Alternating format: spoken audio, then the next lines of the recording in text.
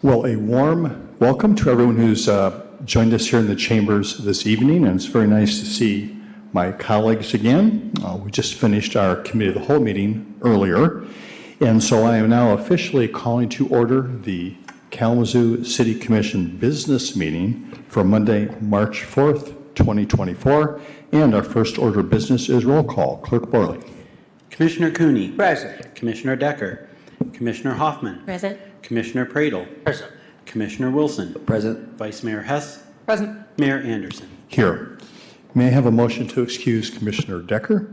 So moved. Motion made by Commissioner Hoffman, supported by Commissioner Pradle. All in favor, please say aye. Aye. Opposed, nay. Thank you. Motion passes. Well, we are honored this evening to have the Reverend Mary Austin here from the First Congregational Church, and I will be asking her to come forward to provide us with the invocation and ask if those of us here would stand for the invocation and remain standing as we go through the Pledge of Allegiance. Thank you, Reverend Austin.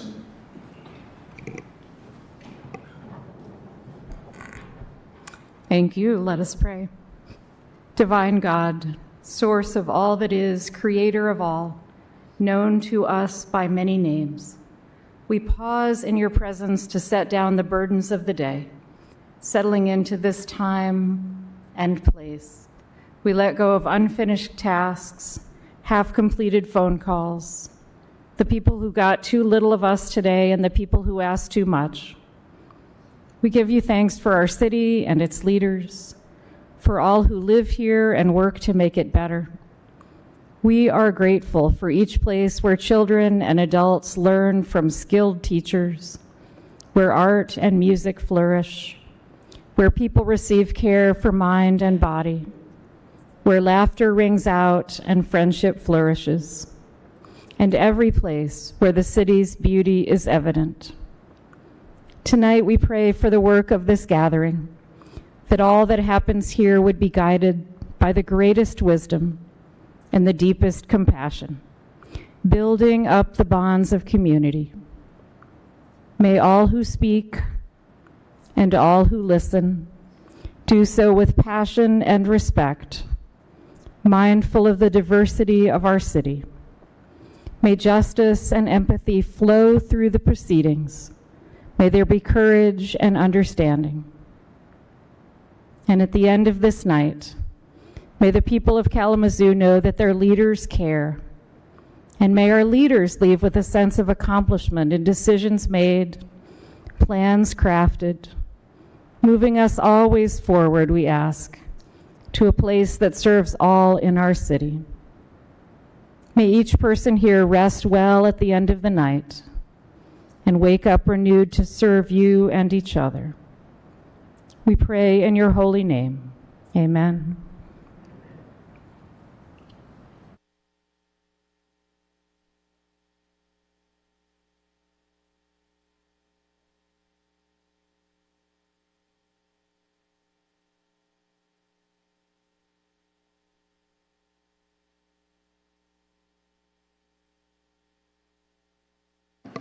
Thank you again, Reverend Austin. I appreciate that.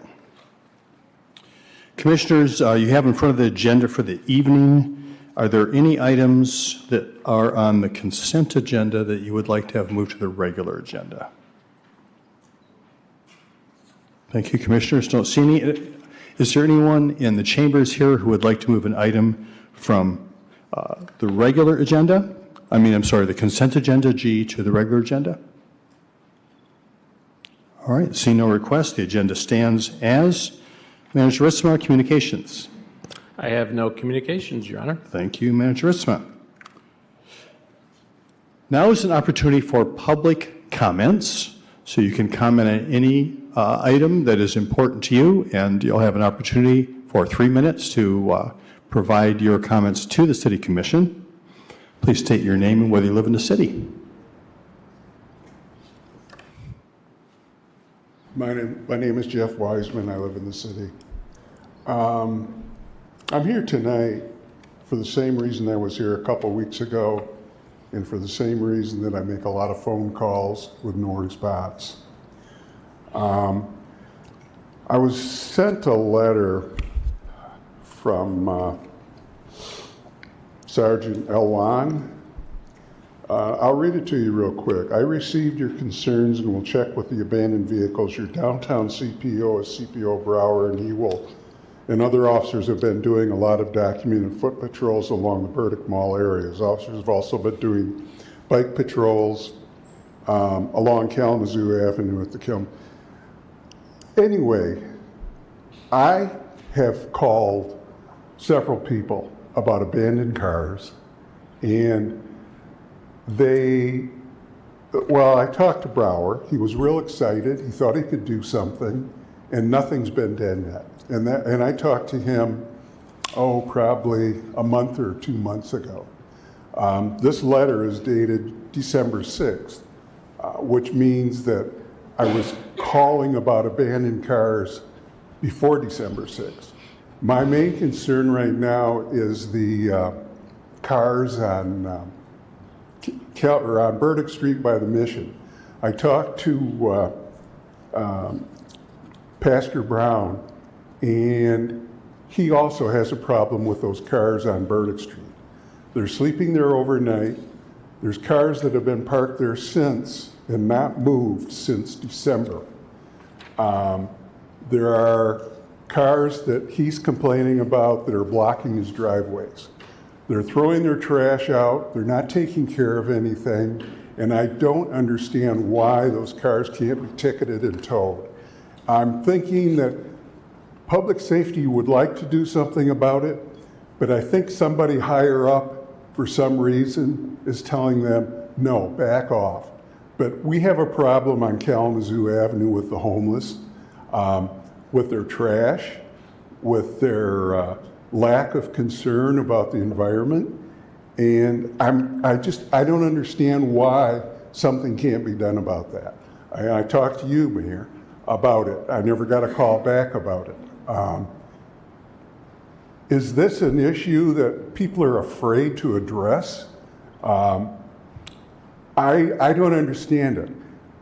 Parking enforcement in the city is terrible right now. There are abandoned cars, there are cars parked everywhere in the neighborhoods that shouldn't be there. And my time's running out and I have a lot more to say. I wish somebody could do something instead of just telling me to do it, and then I see nothing done. And I blame it on you people, the lack of enforcement, the lack of follow-through, and lack of commitment to the citizens of Kalamazoo. Thank you. Thank you. Next, please.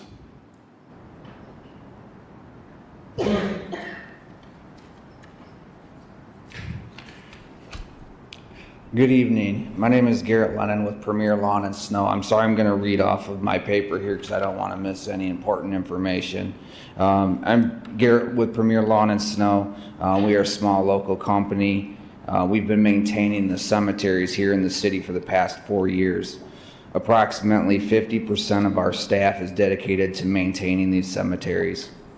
With the mild winter we have experienced, we have had staff working these times to complete the spring work so we would be ahead of the game, so to speak.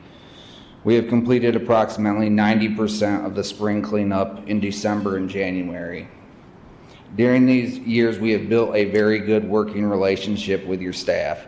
They have been very responsive, informative, and pleasant to work with.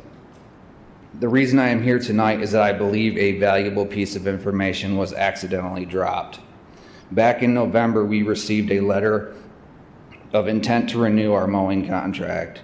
We submitted our updated pricing, which did include approximately a 2% increase from 23 due to rising labor costs. In the past few years, we typically get a response back from the city the first of the year after everything has been approved by the commission here. However, this year was different. On February 22nd, I realized that we had not received a response on this, so I reached out to see when we would see the extension. I received a response back by text message that the city was going to run a pilot program of bringing this cemetery mowing back in-house, and that the purchasing was supposed to have provided us a letter. We did receive a letter 4 days later, dated February 26th. I do not blame the city for attempting to handle the mowing in-house. The issue that I have is that in our industry, our larger seasonal contracts are typically secured in December and January, as you may be aware. We passed over multiple opportunities to submit bids on some of these contracts due to our staff being dedicated to servicing the city's cemeteries. I am asking the commission tonight to consider extending our contract for one more season to allow us enough time to fill the void with our staff. If this is not a feasible option, I am asking, would you consider paying 90% of the spring cleanup work that we've already completed? I do understand that we performed this work without having a signed contract. However, when we received a letter of intent to renew, we decided to proceed with the spring cleanup work. Thank you for your consideration. Thank you.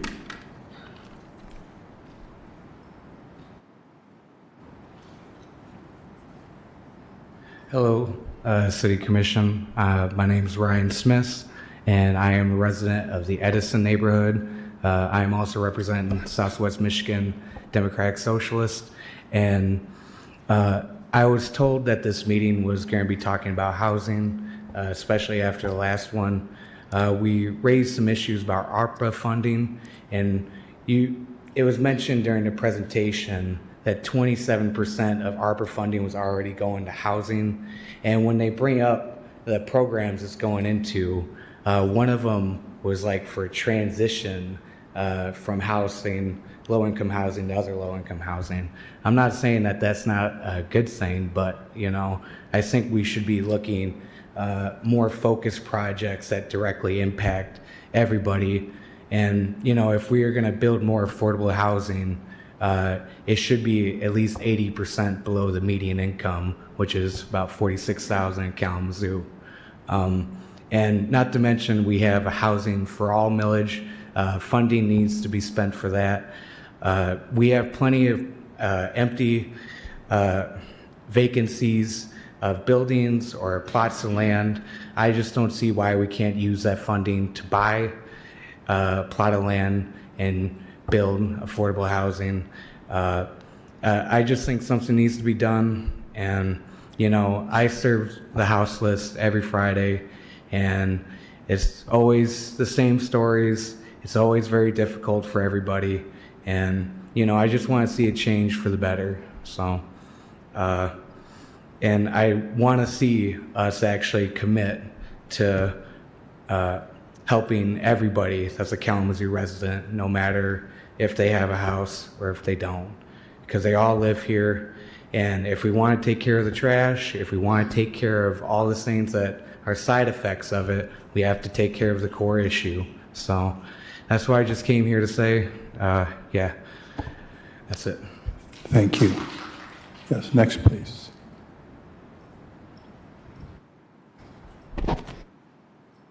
Hi, my name is Tina. I live in Kalamazoo in Southtown neighborhood on Lake Street. I have owned my home for 36 years. I live in the neighborhood that floods all the time. The streets flood out, deep standing water that floods and then sits for at least 4 days. We can't get in or out. A lot of our water comes up from the storm drains, which the city owns. It comes up in the streets. The city has never cleaned them out. I'm from here. I know they haven't. I have a lot of people that work for the city of Kalamazoo growing up. Storm drains have never been cleaned out. They flood the streets and then it backs up the storm sewers. We also have a high water table in our area. And you're still trying to destroy our last natural green space, Lake to Stockbridge. It's the wrong thing to do. It will cause more flooding. Your longtime homeowners, you will flood them out even more. If you've never experienced flooding, you can only imagine how the sinking feeling in your gut, watching the rain pounding down in the streets, watching the water coming up at both ends of your street. 2 to 3 times a year, guys, come on. Then it comes up in your basement. of your home, inch by inch, foot by foot. You wonder when it'll stop. You wonder what damage it will do. Worrying and waiting to see when the water will recede. We are in a severe climate change. Flooding will become worse. The next flooding episode will be more extreme, especially if you take that last green space away. You will purposely drown our homes out. I've been asking this for 7 years, guys. 7 years, ever since December 18th of 2017, when KVCC built their growing field, which now makes us flood 2 to 3 times every single year. We've already flooded once. Your ponds are up to the top. They're gonna flood again, which is gonna flood out the whole neighborhood. Crosstown, Vine, Lake, Stockbridge, Park, Burdick. Do you not care? We are families that live there. We struggle to make ends meet. You raised our water bill. Water we can't drink. Mine smells like bleach all the time. You put so many chemicals in it. You want us to drink it. And now you want to build on a floodplain when you have a flat land at 322 Stockbridge that the city owns. You could build right there. You could build affordable homes right there. All affordable homes, not 5 affordable homes, and the rest are $1,400 to $1,200 a month. But you want to build in a floodplain. I don't understand why. You never did an environmental study. We have Belgian bats and all kinds of bats in there. It's a swampy area. We have a lot of wildlife that you will kill. Thank you.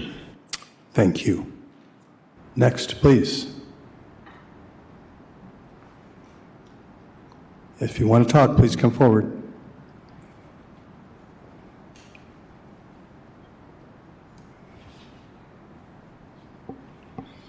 Hello, my name is Kay, and I was listening to the housing development meeting earlier, and I want to say that we need more than the bare minimum. Just like the shelters, Anderson, every time you mention the shelters and that there's not really space. Those shelters take the bare minimum. The shelters are traumatic. The shelters, they don't accept people with pets. They don't accept people with mental illness. These housing options, it's not true that it trickles down. We see this with the Alice statistics. The gap between black households struggling and white households struggling is more than half. It is not real that the market will trickle down. That is not the conditions of systemic racism in our system. It exists in a natural process. When she comes up here and she talks about, we need these luxury apartments so that people can build up. We're not building up responsibly this way. We're allowing investors to come in. We're allowing people to come in when we have community here that needs to build asset, that can't even begin to build asset, let alone live in a luxury apartment. We're talking 30, 40 years down. We're in a housing crisis. We need to start from the bottom. Those AMIs are ridiculous. It is not real. It is not real. I want to stand here and tell you that you're disconnected. Some of you are so far gone. You called the Arcadia gentrification a happenstance when you know the housing crisis. You work. You're so involved in housing. They talk about Kalamazoo Avenue being a mess. Well, everybody got pushed out of Arcadia and people are in a worse situation. Like I said earlier, I've been there. I know. I've been there when 6 or 7 cops show up and people have no options, nothing. When you're in the streets, you don't have nothing. You are continuously raped, continuously robbed, continuously chased by KDPS, and there is no resources. Don't sit here and say that this housing situation that was just presented is something that is worth to black and brown people, because it is not. It is not real. The AMIs that she was talking about, 80%, that's laughable. For the Alice statistics, we are doing nothing. Those statistics have not changed since 2018. So nothing is being done. What you present here today, nothing was being done because those statistics have not changed. As a matter of fact, they're about to get worse because COVID is on the rise and there is nothing, no eviction moratorium, nothing in place for people to fall back on. Nothing but charity. That's what you all depend on.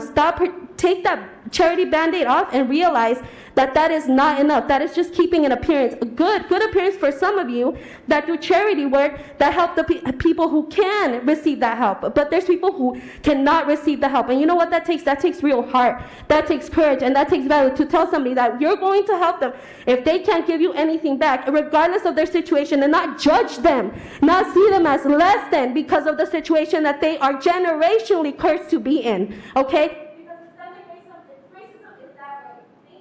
Thank you. Next, please. Hi, my name is Chase Platty. I'm a Kalamazoo resident. I've lived here my whole life. This is my second commission I've ever been to.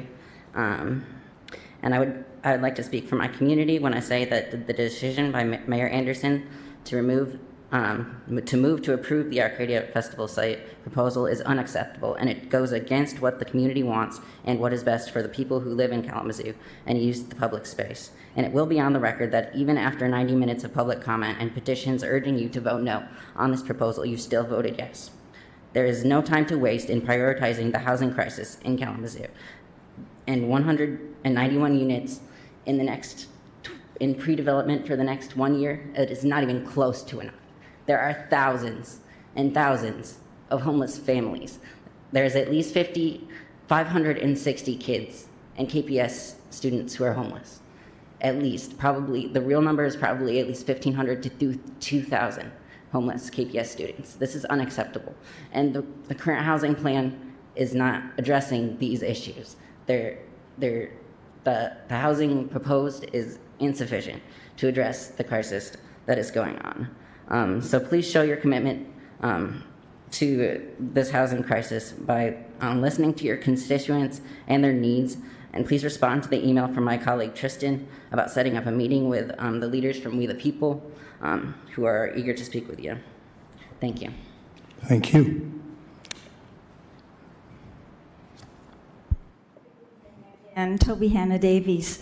I spoke earlier about the beautiful housing that was for people at 80% of median income and 60%, but we didn't talk about dollar amounts at all when Sherilyn Parsons was giving her great overview of all the housing. So I just want to make it real.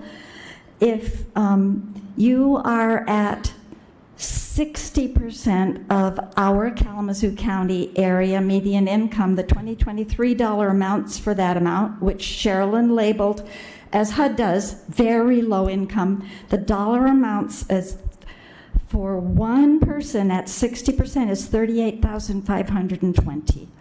And for a family of four, 60% means $55,020 for a family of four. That's the income necessary to be at the 60% level.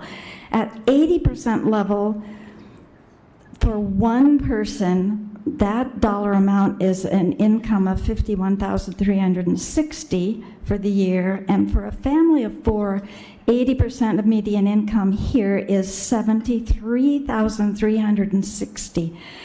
I just wanted to make sure you all get what those 60 and 80% numbers mean, whether they're labeled very low income or low income. What it really means, it's still very high for many people in our community. I also have a very good announcement. The Tiny Houses of Hope, which I am honored to be part of the planning committee for, they're planning to have the groundbreaking, and you all are invited, encouraged to be there with a shovel, which we'll have ready for you. And this is a great date, 4/4/24 at 4 p.m. April 4 at 4 o'clock. We hope you can all be there. Gwendolyn and her crew are stepping out in faith that everything that is almost finalized will be ready by then. Thank you for planning to be there. Thank you.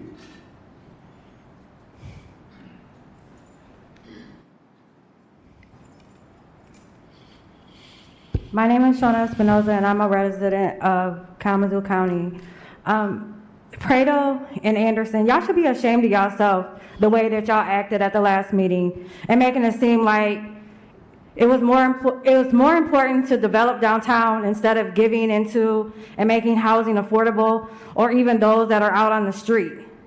You say that you invested all this money into housing. If you did, why do we have a housing crisis?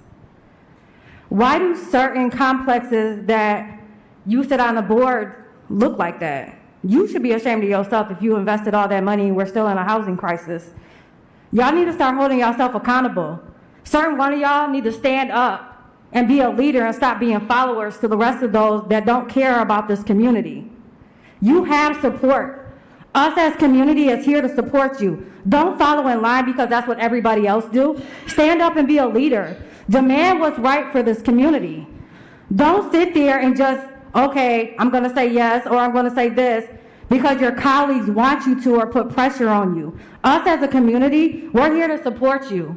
We want you to stand up and fight with us, not fight with those that want to help. You're standing on the side of those that don't care.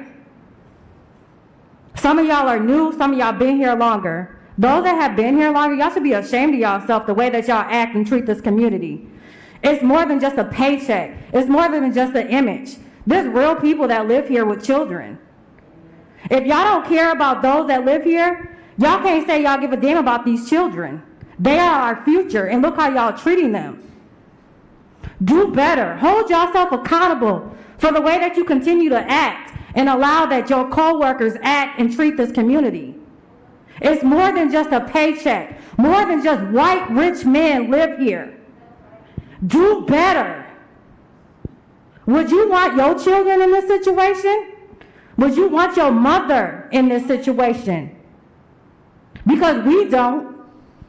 Stand up and do better. Hold your colleagues accountable, especially those that are white parts. Thank you. Next, please. Anyone else in the chambers that'd like to speak this evening? All right, seeing no one else, I just want to thank everyone that took the time, made the effort to come down here to provide public comments.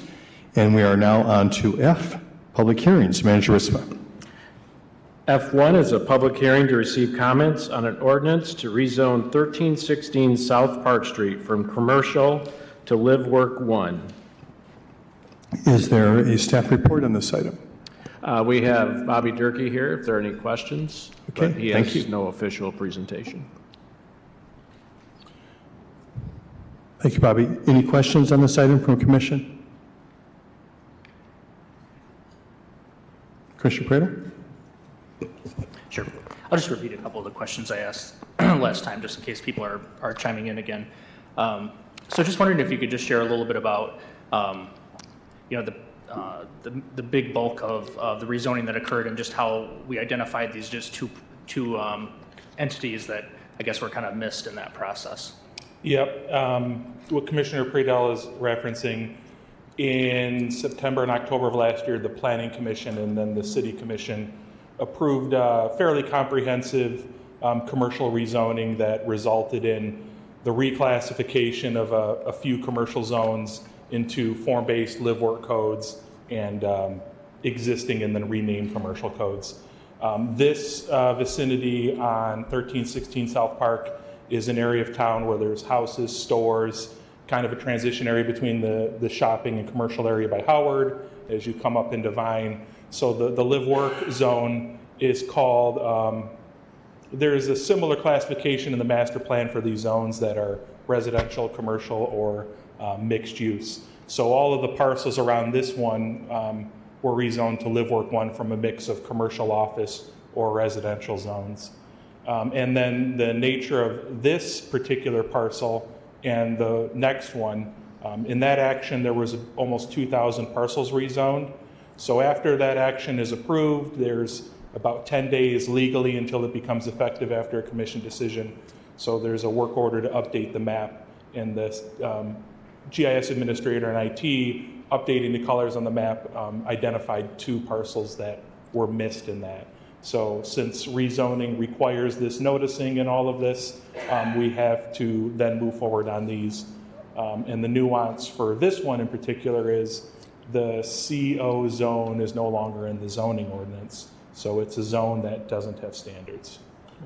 And then just 2 questions, and I'm just asking this for both of mine. I recognize this is just the South Park Street entity, but could you just speak to outreach that occurred to the actual property owners, neighboring property owners, and then also can you just share from the Planning Commission perspective if there was any public comment about the rezoning of these 2 parcels?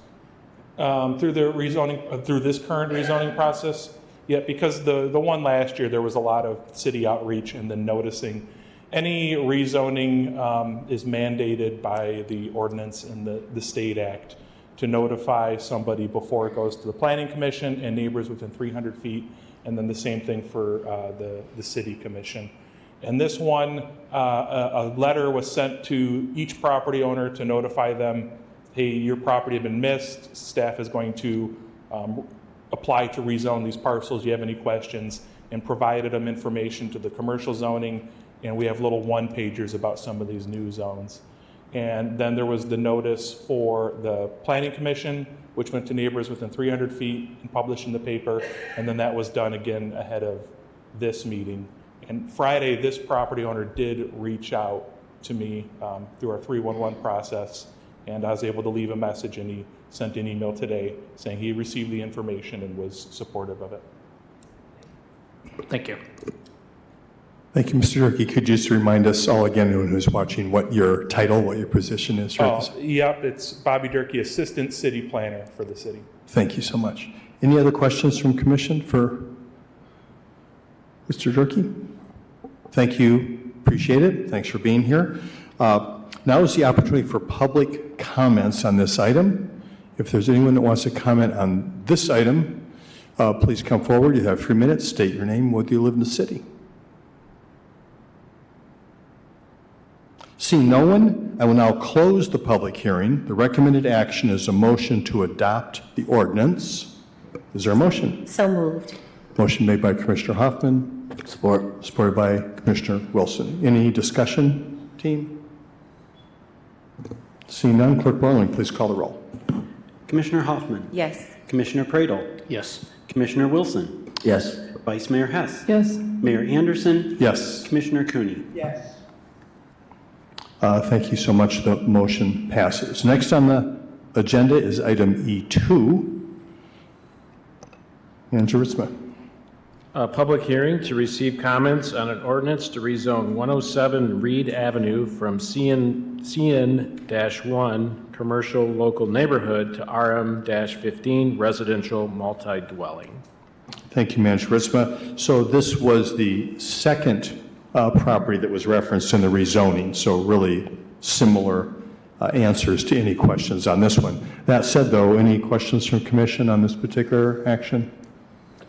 All right, seeing none, now is the opportunity for public comments on this item. If you have an interest in making a public comment, please come forward. Seeing no one, I will now close the public hearing. The recommended action is a motion to adopt this ordinance. Is there a motion? Motion made by Commissioner Cooney. Support. Supported by Vice Mayor Hess. Any discussion, Commissioners? Seeing none, Clerk Borling, please call the roll. Commissioner Hoffman. Yes. Commissioner Pradel. Yes. Commissioner Wilson. Yes. Vice Mayor Hess. Yes. Mayor Anderson. Yes. Commissioner Cooney. Yes. Thank you, Commissioners. The motion is passed. Next on the agenda is item E3. A public hearing to receive comments on the Second Amendment to the Kalamazoo Downtown Economic Growth Authority Development Plan and Tax Increment Financing Plan.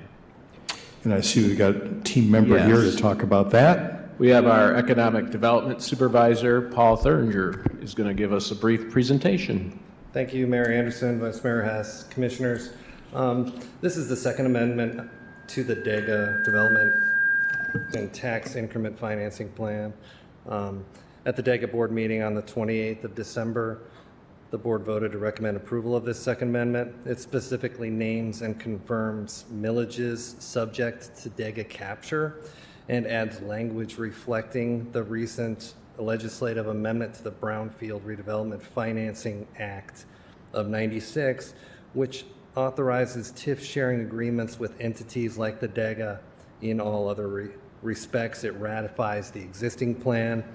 Just to clarify, the district boundaries will not change. This is strictly a text amendment. Public notice was followed, given to all the taxing jurisdictions, the Kalamazoo Gazette, and posted in 30 conspicuous places. This amendment will not affect any residents, businesses, or landowners located within the DEGA. I also have the DEGA attorney, Jessica Woods, here, if there are any other questions that I may not be able to answer. Thank you, Paul. Questions on this action from commissioners? Commissioner Pradel? In the summary, it just talks a little bit about how it more clearly defines the millages and what millages are used for, I guess, in the taxing. Can you speak to a little bit about like that component to it? I guess it said something about let's see, the taxing unit and the millages that are more clearly defined in the amendment, the second amendment. Jessica? Thanks. All right. Calling in the attorneys now, Commissioner Pradel. Hello, good evening. I guess, can I clarify a little bit as well as just, I'm kind of curious about why that was necessary, if it was just a little bit loosely identified before and this kind of buttons it down a little bit, or it's more clearly identifies the taxing millages that apply, or if you could speak a little bit about that. Yep, I think that to say that it was loosely identified is a good way to put it before.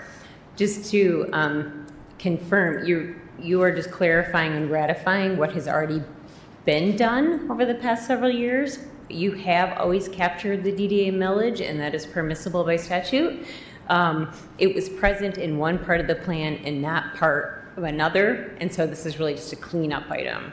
Gotcha. To ratify that. But it's absolutely legal. We just wanted to make sure that it was in all the places it was supposed to be. Gotcha. And could you speak a little bit more about Act 90 and like those changes and how that applies into the Second Amendment as well? Certainly. So that is the Brownfield Redevelopment Authority Act, and there were several significant changes. The more sort of exciting changes have to do with housing, which you're probably going to hear a lot about because I know that's an important issue for you. One thing it did that got less attention was it expressly permitted authorities such as the DEGA to share its capture with the Brownfield pursuant to tax sharing agreements if it's identified in the plan. And so as sort of a precursor to any opportunity to do that, we've just added some language that acknowledges that legislative change. Perfect. Thank you. Thanks for being here. Appreciate it, Attorney Woods. Sure. Any other questions? Okay, thank you. Thank you so much, yes. Seeing no more questions, now is the opportunity for public comments on this item. If there's anyone in the chambers that wants to comment on this, please come forward at this time.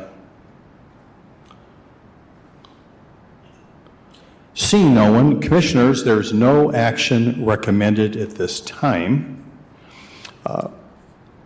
So I will go ahead and close the public hearing. Next, consent agenda. City Manager Risma. Yes, the following items have been presented for approval, although item 8 is being asked to be postponed until March 18, 2024. So the first item is approval of a contract with Dale W. Hubbard Incorporated for disposal of hydro excavator spoils in the amount of $168,500. Next is the approval of a contract with Earthworks Lawn and Landscape for 13 and 26 frequency mowing in the amount of $168,760. Next is the approval of the cooperative purchase of emergency warning equipment for frontline patrol vehicles from Arrowhead Upfitters in the amount of $183,244.06. Next is the approval of a sole source contract with the Arts Council of Greater Kalamazoo for the administration and installation of murals and public artwork in the amount of $200,000.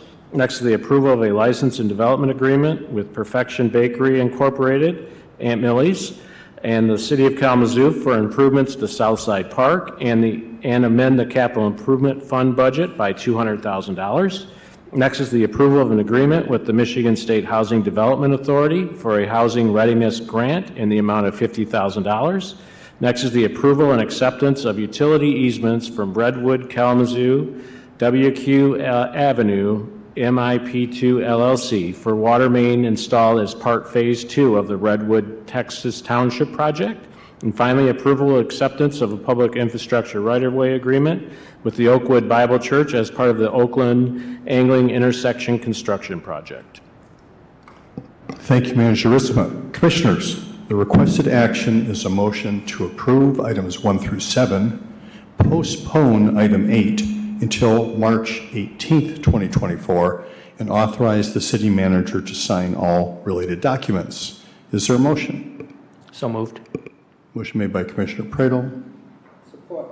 Supported by Commissioner Cooney. No discussion on these. Clerk Borling, please call the roll. Commissioner Wilson. Yes. Vice Mayor Hess. Yes. Mayor Anderson. Yes. Commissioner Cooney. Yes. Commissioner Decker. I'm sorry. Commissioner Hoffman. Yes. And Commissioner Pradel. Yes. Thank you, Commissioners. The items on the consent agenda are approved. Now we're on to our regular agenda. Manager Ritzma. Item H1 is approval of a contract with SWT Excavating for non-copper water service replacement in the amount of $1,593,663.89. And we have our Public Services Director, James Baker, who's going to give a brief presentation about what this item is about. Welcome, Director Baker. Nice to have you here. Your Honor, thank you, City Commissioners. Just going to keep it, real brief. This is just another project delivery award for our continuous work as we move towards replacing all lead service lines in the City of Kalamazoo and Kalamazoo Township as well. This project was brought to you in part by a federal grant. So we received a federal grant for $1 million to perform this work. Did also want to note that this work will include smart meter installation, so we were able to coordinate lead service line replacement under this contract with smart meter installation. So smart meters will be going in at these addresses as well. This work includes about 120 homes. Those homes are in the northern area of the city, north side, but also the Stewart neighborhood. So those streets would be Conant Street, Stewart Street, Woodward Street, as well as Summer. So it's a few different neighborhoods, including the Fairmount neighborhood, North Side neighborhood, and Stewart neighborhood. Happy to answer any questions on it. Pretty straightforward project and continued focus to get lead out of our system through lead service line replacement. Thank you. Thank you, Director Baker, and I appreciate your continued focus and energy on this very, very important task. Questions for Director Baker on this from Commission? Thank you, sir. Commissioner Pradel. Just have a question. In terms of these folks who are bidding in on these projects, what accountability mechanisms and how does our team, assure that when work is done, that things are returned to as good a state as possible? Like, I guess better question would be is like what recourse or what should residents do if for some reason they feel like things haven't been left in satisfactory condition after the work has been done? Yeah, that's a great question. And, this is one of our work items where this has a very personal impact to folks. This is work that's occurring, essentially in your front lawn. I will tell you that most of this work, and we're doing this work out currently right now on a different contract, but most of this work is handled with a excavation in the roadway over the water main, and then an excavation at the sidewalk. So most of the time, this work can be done without any disruption to your lawn. That doesn't always happen that way, but that's the goal, is that we actually attach the new copper line to the lead line, and then we pull it out, from being in the street. That being said, there is a restoration work that has to occur in the right-of-way space quite often.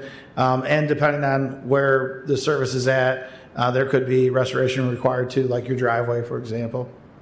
So this work has an inspector that's assigned to the work itself. Every one of these addresses includes a work order into our system, so we track it via work order. Every one of these addresses has to have a service card that comes back that gives us all the dimensions and all the details for the line. The inspection that has to occur includes, conditions before and after. Homes are also put on the filter. That's part of our inspection. Is this home on the filter? Did this home refuse a filter? So a filter is getting provided to every one of these homes as well. We're also required by Eagle to do that restoration in that long. So we make every effort to make sure that we are doing that restoration and that the customer is completely satisfied with the work that we are doing.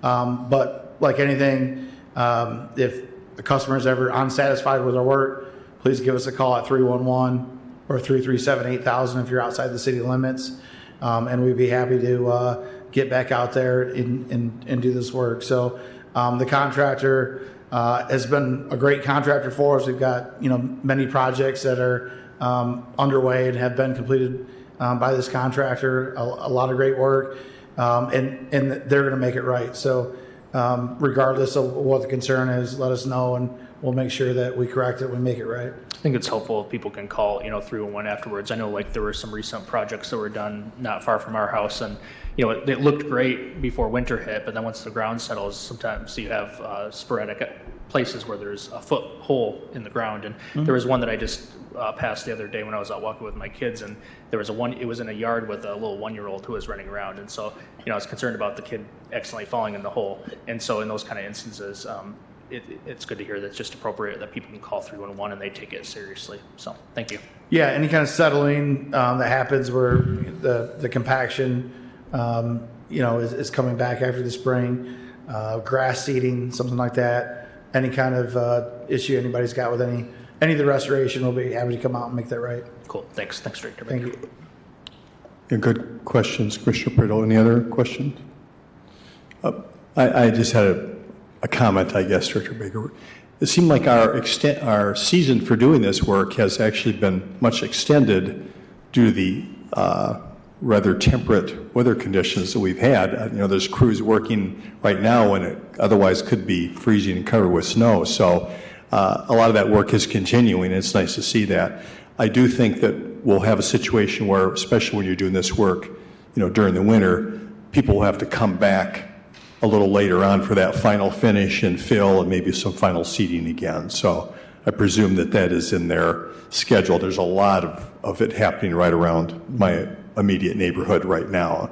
I've seen, that's a January job, but this is probably going to need a little tweaking when it gets to April or something, seed time. So thank you. Now is the opportunity for anyone in the chambers here to comment on this item. If you'd like to come forward, please take advantage of this opportunity.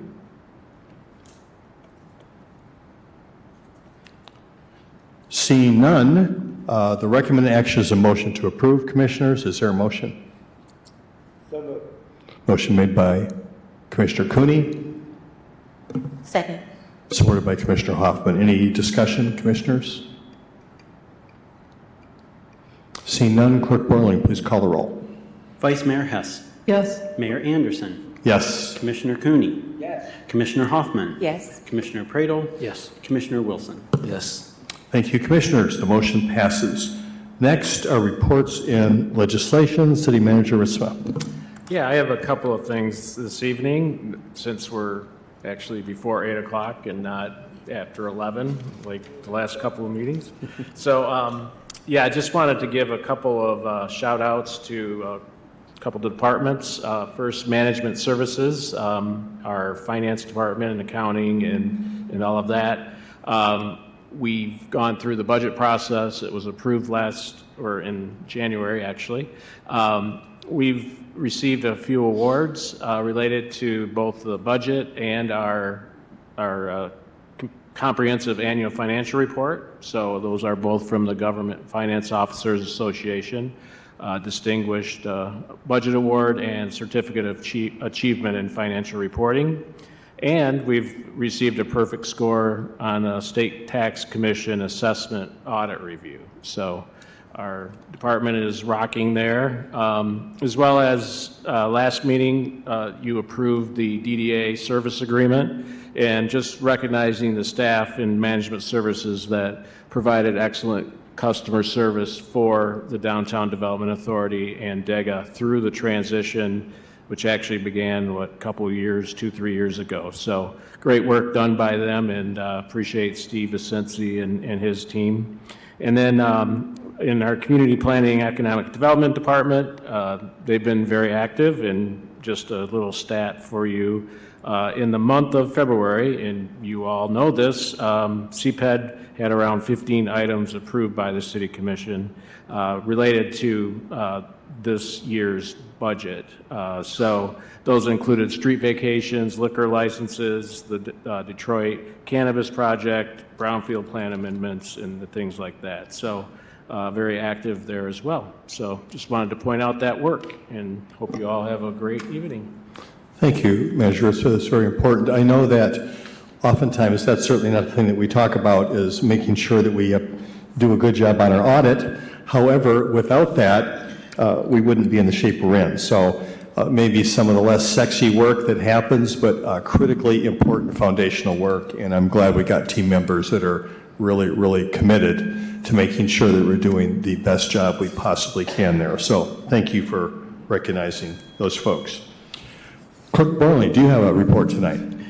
Yes, I do, Mayor. There's just one thing on my report, and it's for the official record that the City Commission has received a petition from some city residents regarding enforcement of quality of life issues, quality of life policing, and that's there in the agenda packet. Thank you very much, Clerk Borling. Well, since you've started, I'm going to ask you to continue here. So we had a rather unique election experience this last time, and I think that the capability of our city staff has really shown through this process. It's not necessarily made things easier for the whole team. All the extended voting periods we're having, and working with other locations, other folks across the county. So I know I had a conversation with you about it, Clerk Borling, and I think everybody was breathing a deep sigh of relief that we don't have to turn right around and have a May election right now and do that all over again. But if you wouldn't mind just making a few comments about what it was, what did we have to do, and what happened, and was it successful just for this last election? Sure. So as a result of Proposal 22-2, there have been a lot of changes to election administration in Michigan. This election, one of the big new features was early voting. The Constitution now mandates 9 days of early voting, starting the second Saturday before the election and going to the Sunday immediately before. And this has actually been, while it's been difficult, it also has been a great opportunity to collaborate with all of the clerks in the county and with the county clerk. The county clerk's office has taken the lead in this and has coordinated that. We've played a supporting role in that. And my office, so there were 4 early voting sites in the county.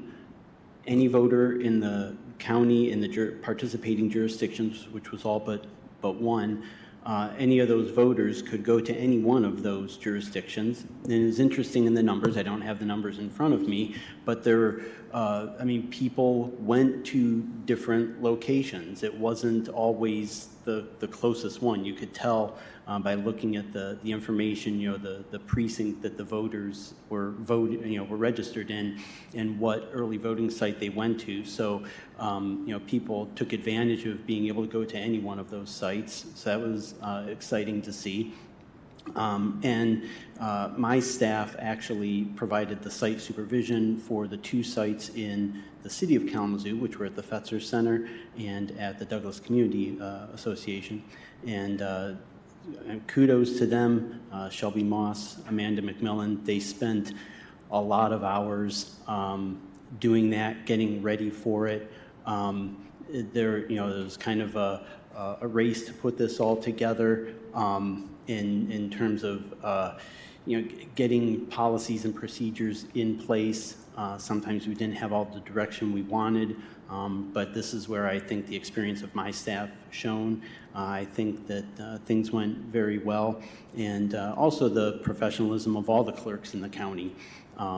We have a great team. We all work well together, so that worked really well. One of the other things that we were able to do for the first time with this election was completely pre-processing absentee ballots with the Absent Voter Counting Board. So the week before the election, we were able to start processing absentee ballots, not just opening the envelopes, but actually tabulating the ballots. And that was very well received by the workers on our Absent Voter Counting Board because it spread that work out over multiple days instead of having to have one long marathon day. It still ends up going late because we can't produce results until the polls close. We have drop boxes we have to get ballots from and so on. But they were able to start later and not make it quite such the long day. So that was very successful. That was kind of a game changer this time. And so we know we'll continue doing that, especially for the larger elections. But all in all, it went pretty well. And yes, my staff is trying to decompress now and get some rest, get some time off that they deserve. Thank you very much, Clerk Borling. Approximately, I know I don't have the numbers here, but what percentage, more or less, is it about 2/3 are still voting absentee? It was a little less this time with a longer. So we had, over the 9 days, we had approximately 200 city voters vote at the early voting sites. And then we had about 5,800 absentee voters cast ballots, whose ballots got processed and counted. And then we had somewhere in the neighborhood of 3,400 vote in person on election day. So still, more people favoring absentee voting. I'm not too concerned about the low number of early voters. Voter behavior tends to be something that is slow to change, right? People have habits. Elections don't happen that often. So, when you introduce a new process, it takes a little bit for voters to learn about it, learn what it is, and adopt it. So I expect that interest and participation to grow. Thank you so much. So just a reminder for all of us, 5,800 absentee, 3,400 in person, roughly something like 2/3, 1/3, which means we are really moving to that absentee style of voting. So it was so important that we can start pre-processing those absentee ballots. Up until the past, big majority absentee can't start counting until the day of. So that's been a big help. But I just want to remind everybody, it's great, and the legislature can pass things and expand access and want to make sure people get an opportunity to vote, and that's great. But someone has to do that work, staff those opportunity places to vote for now over a week in advance. So it's our team that does that and organizes the pre-processing and all the other people that come in and help that are just really elections folks, right? And so I just give a ton of credit to this team, pulled that off without a hitch. And just a reminder, what other elections do we have this year, Clerk Borling? So the next election will be in August, the first Tuesday after the first Monday. Don't have the exact date on the tip of my the front of my brain right now, but it's the first Tuesday after the first Monday in August. That will be the statewide primary. And this is sometimes a point of confusion because people say, we just had a primary. The election we had last week was just for president. In August, that primary is for the other partisan offices like U.S. Senate, U.S. Rep, State Senate, State Rep, County Commission. This isn't partisan, but school board will be on there. You'll have some judge races, and I should say school board will be in November. They're not on the primary. But so you have other partisan offices, important offices that people will get to weigh in on, who will appear on the ballot in November. And same process, absentee, 9 days early voting for both those elections, August and November, right? Yes. All right. Well, thank you so much. I appreciate that. That's going to just fall to us, care about people voting, just to remind folks when those opportunities are coming up, and continue to publicize maybe in our city paper where those shared early voting places are as we get closer to that also. Thank you, Clerk Borling. Anything from you, Attorney Leal, since everyone's getting their chance this evening? No, Your Honor. All good. Okay, thank you so much. All right, now is the opportunity for commissioner comments. Is there anyone who'd like to take advantage of that? Yeah, Commissioner Wilson. Thanks, Mayor. I just wanted to shout out the Monroe Brown Foundation and the Young Professionals Network for throwing an awesome event last week. The goal of the event was a design pitch event where young professionals, either in college here in town or just starting their careers, were able to pitch ideas in order to help Kalamazoo retain its young talent. And not only were there some amazing ideas, but it was amazing to see that young people are getting involved in such a big, issue for us, and they're the ones that's going to be directly impacted by it. So, huge shout out to them for that event. Not only does that network promote individual growth, but it also promotes the growth of our city. So, just wanted to thank them for that. Appreciate that, Commissioner Wilson. Anyone else that wants to make some comments? Commissioner Pradel? Sure. Thank you, Mayor. Just wanted to take a minute. This is kind of exciting news coming up here in Millwood neighborhood. The Millwood Neighborhood Association has not had an active group in a couple years now. They had actually had a group of people get together last week for the first time in a while, try to start to reorganize the group. For those of you who don't know, Millwood is the largest geographic neighborhood in our city, and it's got the second largest population. So it's kind of unfortunate that they haven't had representation from the neighborhood with the neighborhood association. So they are actually having their board elections coming up on Tuesday, March 19th at 7 p.m. And so they have a group together. They are going to be doing it at the IBEW Union Hall that's at 3641 East Cork Street, but would really encourage people from the neighborhood to show up, support this core group of people who've been working really, really hard to get to this point to reconvene a neighborhood group. Want to just give them hats off for all that hard work to get to that point. Also wanted to thank the city manager's office. For those of you who are not aware, we have one of the best mock trial teams in the country, if not the best. They consistently win state competitions, national competitions, and they're right here from Kalamazoo Central. Go Giants. And so they actually, after our Crosstown facility shut down that the county leased, they had no space to practice in. And one of the reasons they're so good is because they practice in actual courtroom facilities. And so they were unable to work out something with the county with the transition to the new courthouse. So I connected with the city manager's office. The city manager's office actually worked it out, so they're actually practicing in City Hall chambers to prepare for the state and national championships. For those of you who don't know as well, City Hall chambers used to be a courtroom. So it's actually pretty appropriate to rehearse and practice in this space. As you can see, it used to be a courtroom. I wanted to make sure to share a thanks to you all for making that possible. I think it means a tremendous amount to those young people to know that this city believes in them and is willing to invest our time and resources to make sure they're successful. So thank you for making that possible. For those of you in the community who got one of these, we have this new City View publication. really a great resource for communication. I'm really, really proud of us that we're doing this work because in many ways, if you're not on Facebook or something, you have no way to find out about things. And so a good example, this just hit mailboxes, and this is a segue to my next point. We have a bunch of major construction projects that started.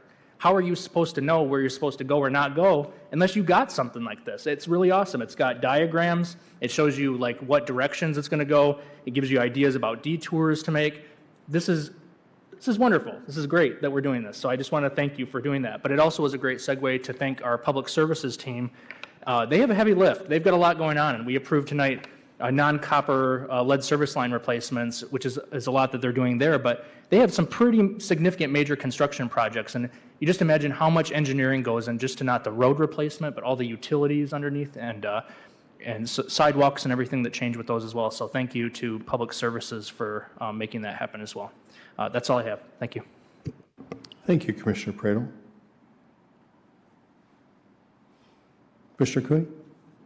Thank you, Mayor. So, yesterday's Kalamazoo Gazette, the headline, "Why Aren't Folks Outraged?" And that is from the superintendent of schools.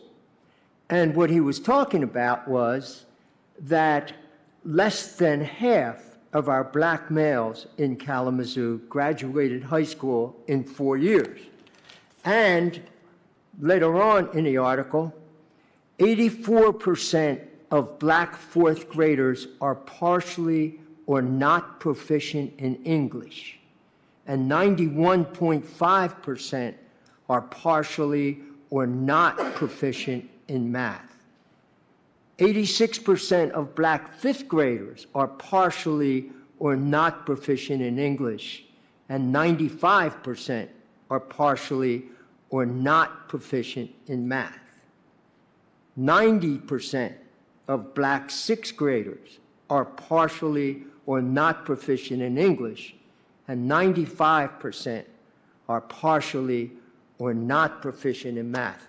How could we not be outraged in the city of Kalamazoo with the promise, with all the resources that we have, with 3 institutions of higher education, that we continue to allow this to happen in our city? So it just so happens that today we had a meeting of the Shared Prosperity Committee, and there were, on the agenda, there was a class from Kalamazoo Central. So 6 students and their teacher, I think I'm blocking on his name, it was Mr. Gottlieb, I believe.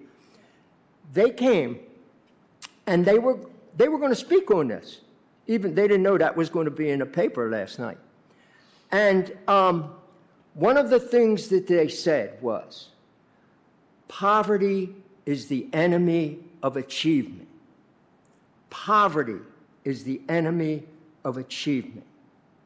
And when we have less than half of the families in Kalamazoo able to meet their basic needs every month, this is what we end up with. There was a doctor here, Dr. Arthur James, who was a prophet, and he spoke about this at least 10 years ago. He's gone now. And 10 years later, we're in the same position.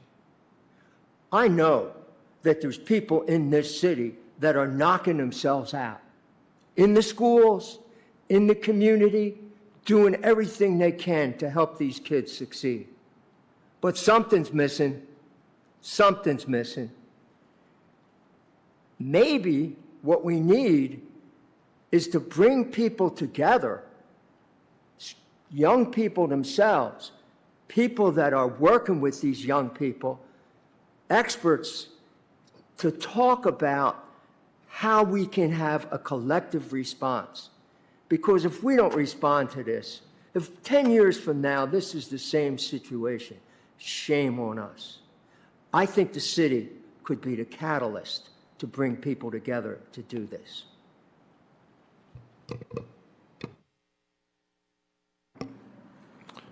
Thank you, Commissioner Cooney. Vice Mayor Hess. Indeed. Thank you for raising that up, Commissioner Cooney. I believe in the city too, and I believe that we are an education city, and I think we should focus on it. And hope our committee of the whole on the 18th will feature our 3 presidents of our colleges coming to talk about how they're intersecting with the city, and we can talk about some of those things then too. A few things. Women's History Month. Thank you to all the women whose shoulders I stand upon. But a shout out to Caitlin Clark, who from the University of Iowa, who broke all scoring records for women's basketball in the NCAA for men and women yesterday. And she's igniting the road forward for females in sport.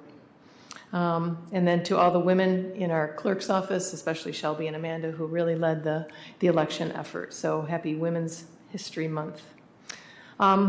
I attended a creamery event at the creamery this past Monday, and where they unveiled their My Car Share program.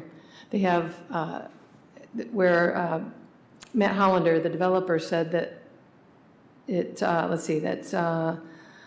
housing and transportation and childcare are all linked with poverty. And so they're trying to solve that transportation piece with an electric car that belongs to the creamery that you can check out for $5 for an hour or $50 for a day. And that's just one. And I'm just waiting for maybe other people in the city, other entities in the city who see this program, if we can make more transportation available to more people in the city. It's pretty cost effective and I think a great program. Let's see. Oh, well, Commissioner Pradel took my thing. I was going to do talk about City View. My goodness, read this. It's just, but they came together. The City View and my view from the curb came together. So please, if you haven't read your view from the curb, please do so. It's full of all kinds of things, especially sustainable stuff, a brush collection, hydrant flushing, spring cleanup, recycling your styrofoam and your electronics, disposing of hazardous items, your quarterly bulk trash pickup rules, and so on. And then it's just got to be household reading for us in Kalamazoo. So thank you for that. And thank you to all who put those 2 publications together and got them out to all the hands of the citizens of Kalamazoo. Lastly, today is March 4th. It's the only day in the calendar that's a command. I think we need to march 4th toward education. I think we need to march 4th toward housing for all. We need to march 4th for equity and inclusion. We need to march 4th toward a vibrant, healthy, thriving city, towards sustainability, and so much more. So Kalamazoo, let's march 4th. Thank you very much, Vice Mayor Hess. I would just first of all, I guess just say it's a pleasure to work with everybody here. I appreciate it. It makes this not a perfunctory kind of a meeting that we have here, being able to share, deeply concerning and deeply held beliefs about the work we should be doing and the concerns that we face. And relative to your comments, I've had the opportunity to meet a few times with Dr. Slade, and I really appreciate the energy and effort he's making related to that issue.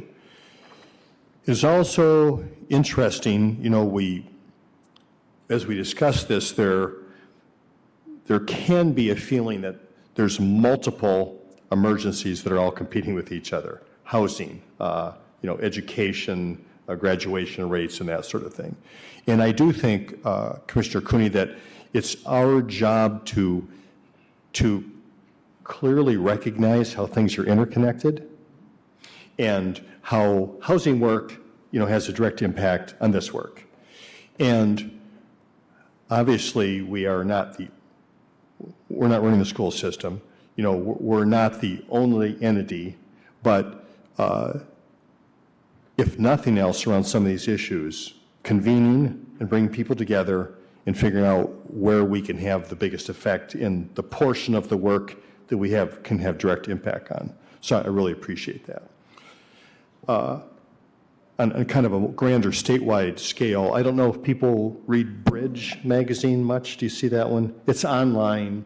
It's free unless you want to donate, but it provides statewide news, pretty decent news on all kinds of topics, and it just appears in your email box every day. So if you want, you just go and sign up for it, and you'll just get the reporting on a bunch of things. And as we were having some initial discussions on our economic development plan that we're working on now, which there were some discussions about that, getting that started here for the city of Kalamazoo, over the last week or so, is that some economists from U of M, has basically provided a report which Bridge reported on, and basically it's talking about Michigan as a whole and how we are sliding down in terms of per capita income in Michigan relative to other states. And the trajectory that we're on now, within a year or two, will be in the bottom 10 of all 50 states in terms of per capita income. And we did have, many decades ago, we were at the top 10. Lots of good paying union jobs drove a lot of that. So we are in the headwinds of that going on. And that's one piece. But of course, what that means is that as per capita income goes down, also do tax revenues go down, which means less resources to invest in programs that we care about, or even things like fixing our roads. And what can we do about it? And they just suggested a couple things, which, we're driven by kind of looking at best practice and what's going on. One of the things that they suggested was, what is driving per capita income these days? It's the knowledge-based economy. People have to do well in school and go on to college, hopefully, or certificate programs. That's where the good jobs are now, knowledge-based. We can't just depend on nothing wrong with it, but, a basic kind of a manufacturing base anymore. So that was one of the things that I know that the governor's been focused on, that is a critical component of changing this trajectory in Michigan, is exactly what you're talking about. Yes, it's great for each individual, but broadly good for us and for the state too. Knowledge-based economy. And another thing which is interesting in all these discussions we had was that this knowledge-based economy is primarily concentrated in urban centers. That's where it happens. People getting together, interacting a lot, kind of creative ideas and that sort of thing. And the other thing they suggested was that we need to focus, those of us that are responsible for our urban centers, on making sure they're also vibrant, safe, engaging, creative places for people to be. Watching the income, a lot of people, younger people, are still leaving the state to go other places, other communities. It seems like maybe more is happening, more opportunities. So that's just one of the things that we are thinking about, and I know there's some challenges about investing in our downtown park where people gather, but the real idea of having placemaking and identity and vibrancy and inclusivity and focusing on that creativity to subsequently continue to drive that, encouraging that population to stay here and come here in Kalamazoo. So we've got some headwinds, at the state level, and but like you mentioned all the time, Commissioner Cooney, we've got a lot of resources here in Kalamazoo also. And I say this, if we can't do something about this in Kalamazoo, it almost can't be done. And so, that's, I know, what drives everybody here. And I like the idea of, we can't do, everything's not an emergency, so we have to decide where we're going to be, what's the intersectionality of it all, and where can we be the most effective with our partners. And I hope we continue to have those kinds of conversations together. I think there's no other way, really, when it comes down to it. So I appreciate all of you. And I know Commissioner Decker had some family responsibilities this evening. Sorry for her absence, but looking forward to her being back next time. So thank you to the city team and all the work you do. This is what makes it happen. Thank you, Ms. Parsons, for being here at 5 o'clock and doing our long housing report and presentation. I love you, Kalamazoo. We're adjourned.